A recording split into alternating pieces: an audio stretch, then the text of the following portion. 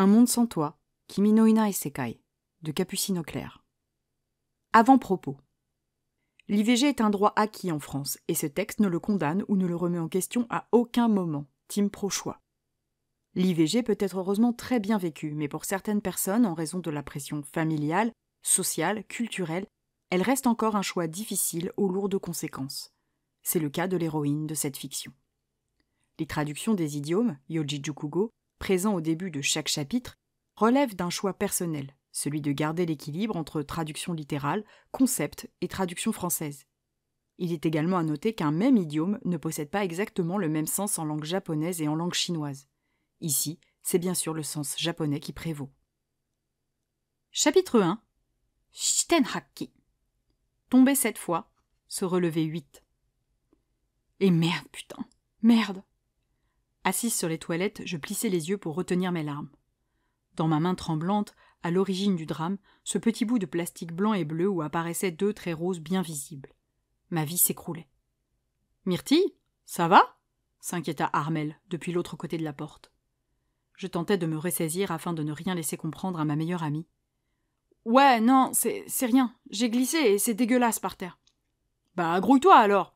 Je t'aime bien, hein, mais j'ai pas du tout envie de me faire allumer par Richesse parce qu'on est en retard. » Monsieur Richesse, mon professeur de mathématiques. Le lycée, les cours, le bac.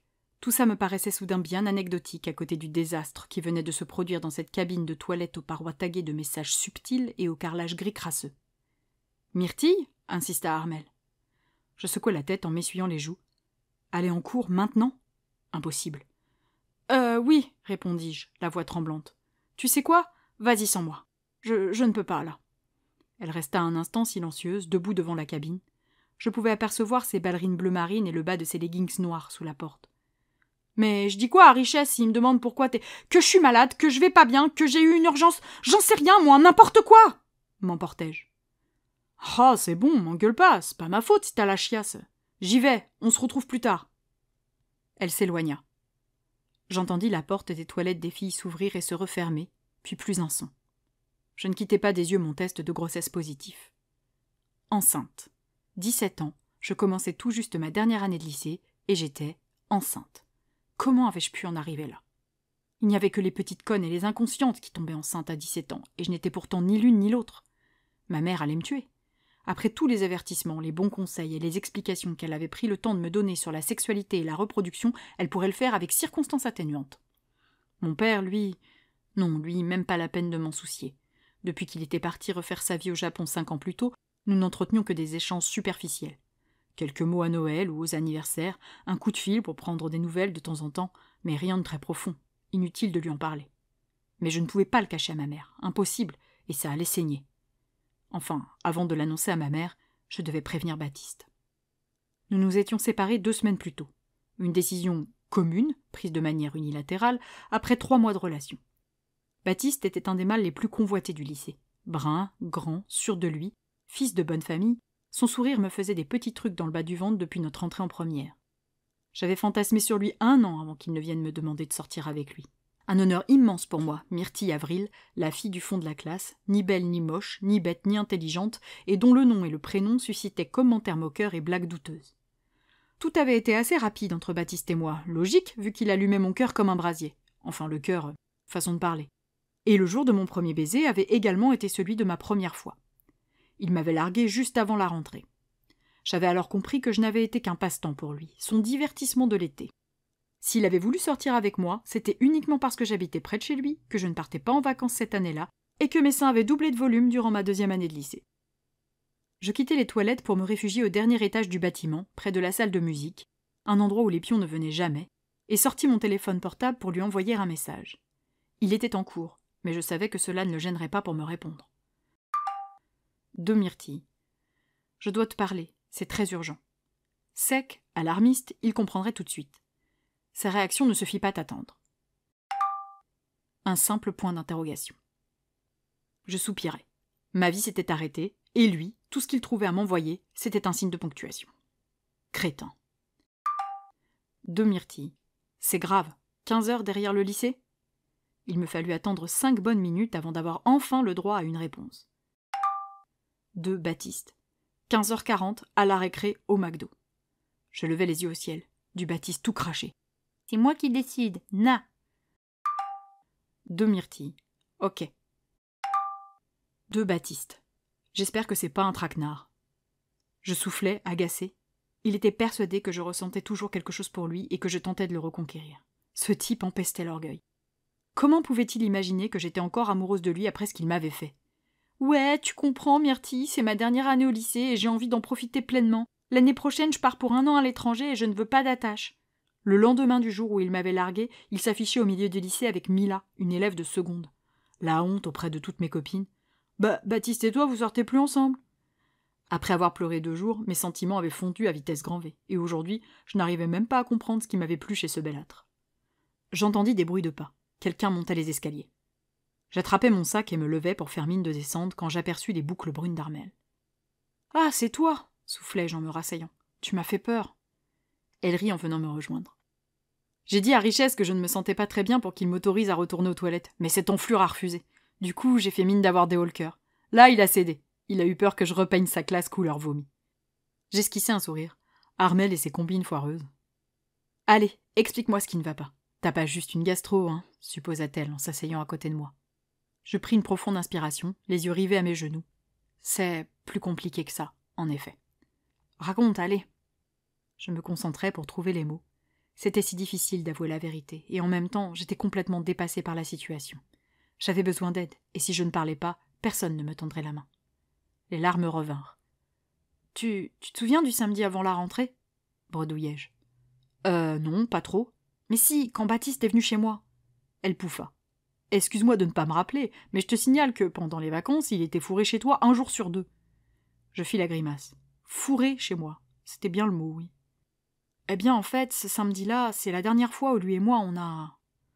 D'accord. Et ? Eh bien, on n'avait pas de capote. Je m'arrêtai là. Il lui fallut encore quelques secondes pour relier acte et conséquence. « Oh non ! Me dis pas que... » J'approuvai d'un discret coup de menton. « Bordel de merde, t'es vraiment enceinte !» s'écria-t-elle, horrifiée. Le mot résonna dans la cage d'escalier en même temps que dans ma tête. « Armel ! Pardon, oui, je suis désolée, mais je pige pas... T'avais pas la pilule ? Tu l'as, toi, peut-être » aboyai-je. Armel leva les yeux au ciel. « Non, mais t'as vu ma mère ? Déjà qu'elle s'offusque sur une publicité pour des serviettes hygiéniques avec du liquide rose, si je lui demande la pilule, elle me renie. Que toi, ta mère, elle est cool. » Je soupirai. Je n'ai pas eu le temps de prévoir. Tout est allé si vite avec Baptiste. Et puis, jusque-là, on utilisait des préservatifs.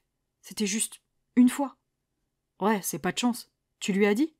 Pas encore. J'ai rendez-vous avec lui à 15h40. Bon, c'est bien. Parce que c'est lui le papa, quand même. Il a des responsabilités à prendre. Armel, implorai-je en plissant les yeux. Quoi ? C'est son bébé à lui aussi. Il faut qu'il t'aide, hein ? Pitié, évite ce genre de vocabulaire. Oui, pardon, Myrtille. Tu sais bien que j'ai jamais les mots. Mais alors là, en plus, avec le choc et tout. Nous nous tûmes un instant, dépassés par la situation du haut de nos 17 printemps. « Je peux t'accompagner, si tu veux », proposa-t-elle, une pointe d'excitation dans la voix. « Non, merci. Je pense vraiment que ça doit se faire entre lui et moi. »« Oh, ok », se contenta-t-elle de répondre avec un air boudeur. Se voir exclue de l'aventure semblait la contrarier. « Hé, Armel, pas un mot à qui que ce soit, hein » l'avertis-je. « Quoi ? Mais évidemment que j'en parlerai pas, enfin. Tu me prends pour qui ?» Je lui adressai un regard sévère. J'adorais Armel, mon amie depuis 3 ans, mais elle avait tout de même la fâcheuse manie de fabriquer, croire, colporter le moindre ragot qui circulait au sein du lycée. Une façon pour elle d'égayer notre morne vie de lycéenne, sans doute. Mais là, j'attendais un comportement exemplaire sur le sujet. C'était beaucoup trop grave pour être traité avec sa légèreté habituelle. « Je te jure que je ne dirai rien. C'est trop sérieux ce qui t'arrive. » Je baissai le nez dans un sanglot. Oui, en effet, c'était trop sérieux. « Oh, pardon, je suis désolée. Je suis vraiment maladroite, » s'excusa-t-elle. Tu sais quoi, je vais retourner en cours au lieu de raconter des conneries. Tu m'appelles pour me tenir au courant de ce qu'il a dit ? Je hochai la tête en m'essuyant les joues. Je te dirai. Courage, tout va s'arranger, me lança-t-elle naïvement. Je la regardais descendre des escaliers. Alors là, tout de suite, je ne voyais pas trop comment tout pouvait s'arranger, non. Je restais toute la première période de l'après-midi cachée au 3e étage, prostrée, à chercher la meilleure façon de lui annoncer la nouvelle. Je ne savais pas trop comment m'y prendre, mais en même temps, c'était logique. Je n'avais encore jamais ruiné la vie de quelqu'un. Je quittai les escaliers un peu avant que la sonnerie ne marque le début de la récréation, puis sortis du lycée pour me diriger vers le McDo. Je me commandai un petit Fanta à l'orange et allai m'installer à une des tables devant la vitrine, près de l'entrée afin qu'il n'ait pas à me chercher lorsqu'il passerait la porte du restaurant. Et puis, de cette façon, je pouvais le voir arriver. Je l'aperçus sortir du lycée. Il était seul et marchait vite, probablement impatient de se débarrasser du problème. Moi. Avec un peu de chance, il aurait déjà compris. Je fis la grimace en le regardant manquer s'étaler sur le trottoir parce qu'il ne voyait rien avec sa mèche lui cachant la moitié du visage. Ouais, non. Il était préférable de ne pas miser sur sa vivacité d'esprit. Il poussa la porte du fast-food à 15h44 précise. En bon narcisse qu'il était, il jeta un œil à son reflet dans la vitrine et en profita pour remettre sa mèche en place avant de traverser la salle pour me rejoindre. Je l'observais venir, en angoisse. Je m'apprêtais à détruire sa vie. Je pris une profonde inspiration, le regard rivé à mon poing serré sur la table. Je n'avais pas à encaisser ça seul, surtout que, techniquement, il était un petit peu plus responsable que moi. « Bon, alors, souffla-t-il en tirant la chaise en face de moi. Qu'est-ce qui t'arrive encore ? Qu'est-ce qui est si grave que ça ?» L'absence de bonjour ainsi que le ton empreint de paternalisme et d'une pointe d'exaspération me froissèrent. Et comment ça encore ? Je ne l'avais sollicité qu'une fois depuis notre rupture pour lui demander s'il voulait récupérer un sweat qu'il avait oublié chez moi, et il ne m'avait jamais répondu. Le encore dédaigneux était totalement malvenu. « C'est vraiment grave, Baptiste, répliquai-je en plongeant un regard explicite dans le sien. S'il pouvait deviner tout seul pourquoi une fille avec laquelle il avait pris un risque un mois auparavant le contactait en catastrophe pour un rendez-vous en tête-à-tête, ça m'arrangerait. J'avais la chair de poule à la simple idée de prononcer les mots qu'Armel avait utilisés 1 heure plus tôt. Mais Baptiste n'avait jamais été un garçon très subtil. « Qu'est-ce qui est si grave ?» demanda-t-il, légèrement moqueur. J'inspirais profondément, les yeux rivés à mon Fanta. Il ne m'épargnerait pas. « Tu te souviens du week-end avant la rentrée ?» Lui, moi, seul chez moi, allongé sur mon lit à nous caresser gentiment en échangeant des baisers appuyés. Il soupira. « Myrtille, c'est fini tout ça. Toi et moi, c'était cool, mais je suis avec Mila maintenant. Je pense vraiment que tu ne devrais pas ressasser les souvenirs et te décider à avancer. » Je le fixai tristement, abruti jusqu'au bout. « Je suis enceinte, » articulai-je tout bas. Mon cœur battait vite, mes mains tremblaient.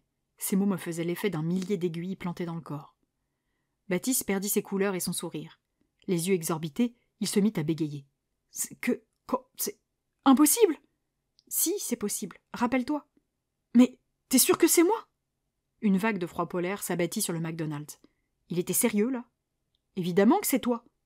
Il baissa le nez et rougit, probablement au souvenir de ses « Non, mais c'est pas grave, si on n'a pas de capote, je gère, je me retire avant, t'inquiète !» Visiblement, monsieur ne gérait pas si bien que ça. Il se passa les 2 mains sur le visage. Son genou tremblait nerveusement, entraînant la table avec lui. « Tu vas faire quoi ?» me demanda-t-il. « Je ne sais pas. Je viens juste de l'apprendre et c'est le bordel dans mon esprit, là. » Je posai mes 2 coudes sur la table pour me cacher dans mes mains. Je n'arrivais plus à réfléchir. Les paroles d'Armel cognaient dans ma tête. C'était une torture. Toutes les lumières de ma vie s'étaient éteintes pour laisser place au noir, et j'espérais que quelqu'un vienne, une bougie à la main, me guider pour sortir de l'obscurité. Lui, peut-être ? « T'as besoin d'argent ?» Je levai le nez vers Baptiste qui me fixait avec son air de pauvre con qui ne comprend rien. « Baptiste, on n'est pas dans un film américain, j'ai pas besoin d'argent, m'agaçai-je. »« Ah, mais... » Il s'interrompit là. Je ne le quittais pas des yeux, dans l'attente de la suite qui, je le sentais, n'allait pas me plaire. « Pourquoi tu m'as contacté, en fait ?» Je ris nerveusement. « Peut-être parce que ça te concerne aussi ? Qu'on est 2 à avoir merdé ? » ?»« Oui, c'est vrai, ça me concerne, mais... Tu veux que je fasse quoi ? » ?»« Je sais pas, que tu m'aides ?» Il soupira en sortant son portefeuille de sa poche. Il en tira 70 € qu'il fit glisser sur la table, près de mon Fanta. « C'est tout ce que j'ai sur moi. » Je regardais les billets avec dédain. « Tu fais quoi, là ?»« Ben, je t'aide !» beugla-t-il. Je me levai en récupérant mon sac. Non, il était trop con. Ce n'était pas possible. « Myrtille, attends !» Je ne répondis pas et allai pour m'éloigner vers la porte du restaurant quand il me retint par le poignet. « Qu'est-ce que tu veux que je fasse de plus ? Qu'est-ce que tu attends ?»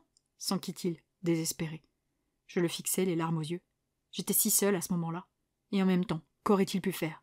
S'excuser ? Cela n'aurait rien changé au problème. Compatir ? Il n'avait aucune idée des bouleversements dans mon corps et dans ma tête. La moindre remarque aurait été déplacée. Me couvrir d'amour ? Pouah, surtout pas. Rien. Ne fais plus rien, lui intimai-je. Je lui arrachai mon poignet des mains et traversai la salle du restaurant en essuyant mes joues où les larmes recommençaient à couler. Baptiste resta assis devant mon Fanta à moitié bu et ses billets ridicules. J'étais seule. Il n'y avait que moi et ce petit rien qui venait tout remettre en question. En sortant du McDonald's, j'hésitais un instant à appeler Armel pour qu'elle me réconforte, mais après la discussion de l'après-midi, je craignais qu'elle ne s'avère pas d'un grand soutien. Je n'avais plus qu'à rentrer chez moi pour l'annoncer à ma mère. Il ne me restait qu'elle, et j'allais la perdre. Mais je ne pouvais pas faire autrement. J'avais besoin d'aide. Je ne pouvais pas me tirer seule de cet enfer. Je frémis en l'imaginant me foutre à la rue. Peut-être aurais-je dû garder les 70 € de Baptiste pour me payer une nuit d'hôtel. Je pris le métro, direction le 20e arrondissement où ma maman et moi habitions un coquet 3 pièces au 2e étage d'un immeuble rénové. À peine la porte franchie, je me débarrassais de mon sac et de mes chaussures que j'abandonnais en vrac dans l'entrée. Je ne passais même pas par la cuisine récupérer un petit quelque chose à grignoter, malgré le fait que je n'ai rien avalé depuis le matin. J'avais la nausée, et pas seulement à cause de l'autre. Je me réfugiais dans ma chambre au mur couvert de posters représentant des acteurs américains grimés en super-héros et des chanteurs d'un boys band anglais que j'appréciais beaucoup 3 ans plus tôt. Je me laissais tomber allongé sur mon lit où s'alignaient les peluches de mon enfance et regardais mon plafond. Ma mère était dentiste et ne rentrait jamais avant 19h. Il me restait donc 3 petites heures de répit. Je fermais les yeux en me recroquevillant sur moi-même, pleurant encore un peu. C'était stupide, les larmes ne changeraient rien. Mais c'était un réflexe d'enfant capricieux. Je pleurais parce que ce n'était pas ce que je voulais, ce n'était pas ce que j'avais prévu de vivre. Comme tout le monde, il m'était arrivé d'envisager de devenir mère un jour. J'avais joué à la poupée et, peut-être un peu trop abruti par les comédies romantiques que nous regardions avec ma maman le samedi soir, j'avais imaginé découvrir que j'étais enceinte en pleine conscience des choses. Un test de grossesse positif, des larmes de joie et 1000 projets avec mon partenaire pour ce bébé attendu et conçu avec amour. Je ne m'étais jamais imaginé me retrouver seule et perdue, à me poser cette terrible question. Et maintenant, je fais quoi? À force de sangloter, je finis par tomber assoupie.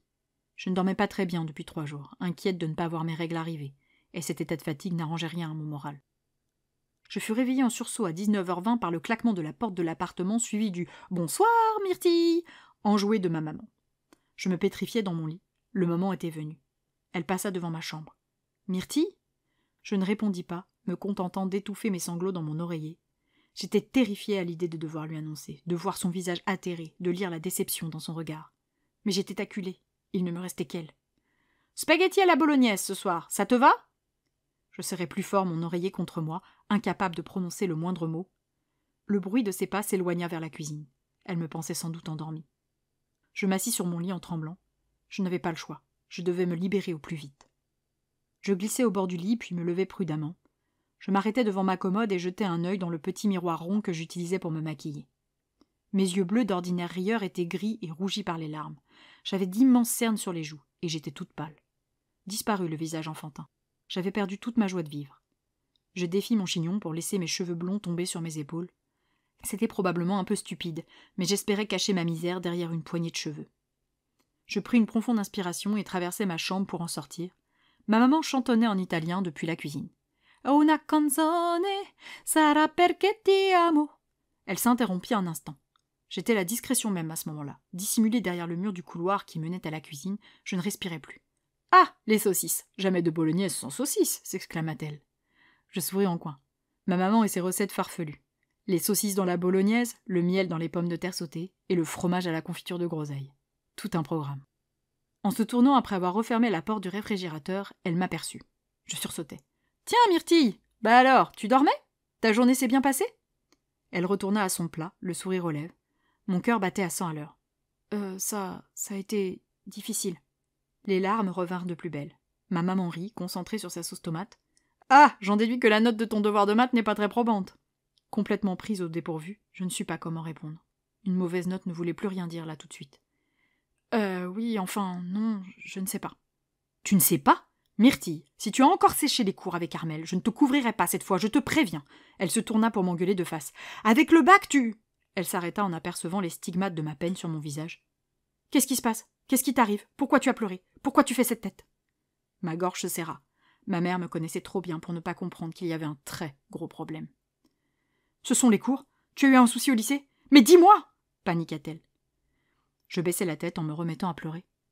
Je dois m'asseoir? Demanda-t-elle. Je reniflai en donnant du menton. Ma maman tira la chaise devant elle à l'aveugle et scillait sa choire. Elle ne me quittait pas des yeux, ses grands yeux verts d'ordinaire si pétillants. Là, ils ne traduisaient qu'angoisse et appréhension. Et ce regard sur le visage de ma mère. J'éclatai en larmes, désespérée. Je ne savais plus comment faire. Je me sentais si bête, si minable. « Je suis enceinte », avouai-je dans un souffle. Elle prit la nouvelle comme un coup de poing. Ses yeux s'écarquillèrent en même temps que sa mâchoire tomba. Je n'osais plus la regarder dans les yeux, terrassée par la honte. Je n'avais jamais éprouvé un tel sentiment. Je croyais avoir vécu des choses difficiles, comme cette année pourrie au collège après le déménagement d'Aminata, ma meilleure amie, à l'autre bout de la France, qui s'était cumulée à la séparation de mon groupe préféré, ou lorsque Baptiste m'avait larguée pour s'afficher dès le lendemain avec Mila. Tout ça était insignifiant à côté de ce que je ressentais là tout de suite. Je prenais en pleine face la douleur, la vraie, celle qui laisse des traces à jamais, celle de la vie réelle. Ma mère se ressaisit. Elle se leva lentement. Je ne bougeais pas, tête baissée. J'allais me manger la torgnole du siècle, et elle serait méritée. Je n'avais rien à dire pour ma défense. J'avais été idiote, aveuglée par mes sentiments, j'avais fait confiance à la mauvaise personne. Ma maman approcha, mais au lieu de me coller la tarte de ma vie, elle m'entoura de ses bras et me ramena contre elle. Je pleurais plus fort. J'avais si peur de l'avenir. « C'est arrivé quand » demanda-t-elle d'une voix neutre. « Début septembre, octai-je. » Elle calcula rapidement. 2, non, 3 semaines. Je ne quittais pas ses bras. J'avais besoin d'aide. Je ne savais plus comment avancer. « Qu'est-ce que tu veux faire » J'eus un haut-le-cœur.